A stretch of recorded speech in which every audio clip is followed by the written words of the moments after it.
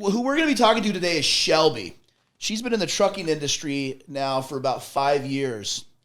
She dropped out of, I don't want to say she dropped out of college because she was finished with her 4-year degree and working on her master's when she was 22 years of age when she decided, hey, I'm going to stop doing this for a time. I want to go see the country. I want to become a professional truck driver. And that's what she did. She left her master's program to jump into a truck and get trained and head out on the road. That's amazing. Shane, is that something you think you could have done? I don't think so. I don't think so either. You've got a lot of fear and apprehension about I'm really that. excited to talk to Shelby about that. I think it's... Yeah, and so she'll share some of those experiences that she had coming to that conclusion or making that decision to jump out and jump in the truck. She's also used her social media to share her experiences and kind of some of her growth and what she's in her YouTube following subscriptions alone. She has a little over 250,000 subscribers on YouTube, which substantial. Yeah, that's a lot. I think if I started a YouTube account, I would have myself, my wife, and probably Shane, and that's about it. So I don't know if I would actually follow you, Brett. Shane, I think you would. I don't think I would. Let's be honest. I think I would block you, actually. Okay, well, hey, a block is better than a no-show at all. Her channel is called Happiness by the Mile, and it's awesome. And we're going to go ahead and share a little clip about Shelby right now. About to leave, already packing, come with me.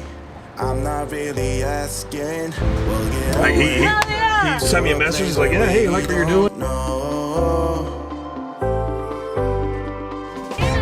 to see the world in action, what we can be. Life with no distractions, we'll get away. This is what we waited for.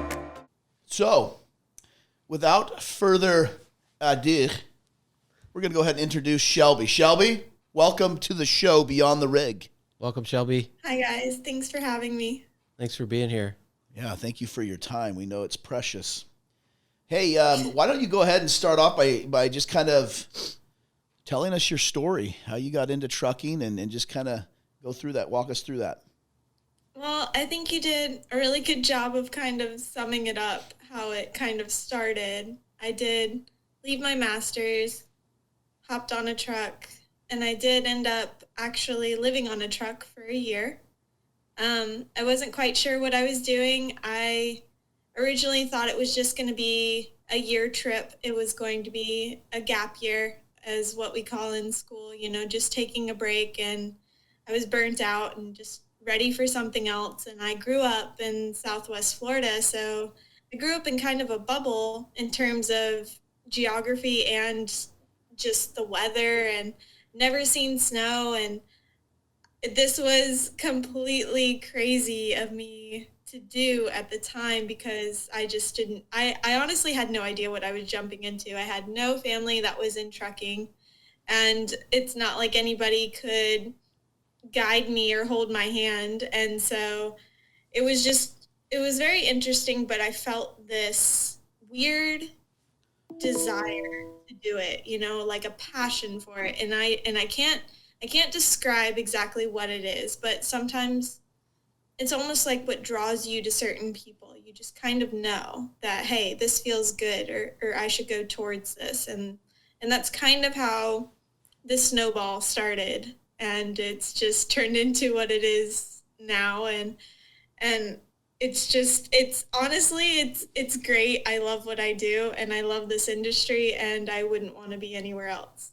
Shelby, were there other things you were thinking about doing besides trucking, or you were like, I'm going to do trucking because of this, or you know what I'm saying? Because that seems like a really big step to go from a master's degree to go out over the road, So were you considering other things, or how did you decide on trucking then? Wow. So my master's, what I was studying was, I really wanted to work with special needs children. So my direction was towards pediatric neurology, and that was something I was extremely passionate about. I loved it, but there was something about it that I considered to be just almost trapping. like in white walls. So I felt kind of lost in a way. And so it wasn't really, I still wanted to do it. I thought I just had this I had this group of friends who knew about my weird obsession that I had with semi-trucks, and I don't know where it came from. Ever since I was little, I would see them on the road. I'd see them at night, and I'd be like, oh my gosh, look at that. That's so cool. And I think also it stemmed from me being very small in general. Like, I'm a small person. I'm only 5 foot tall, and that's okay with me. But I always thought, wow, that would be so cool to say, like, I could drive that thing, you know? And I think that was kind of my main thing when I was younger. Like, that was what I wanted to do because I was so small. And it was nothing more than that. That's the weirdest thing. It was nothing more than, wow, that's really cool. I want to say I can do that. So therefore, that is the only thing on my bucket list as of right now. And you know what? I needed some friend to tell me, hey, it's okay to take a break and go do something fun. And that was my version of something fun. So that's basically how it all came to be, was somebody had to give me permission or give me a way out. And as soon as I found that way out, I took it because it just pulled me that way. Thank you for watching that clip. I hope you enjoyed it. If you want to see more clips like that, please click here. Or if you'd like to check out a full episode, click here. And don't forget to subscribe to us on YouTube.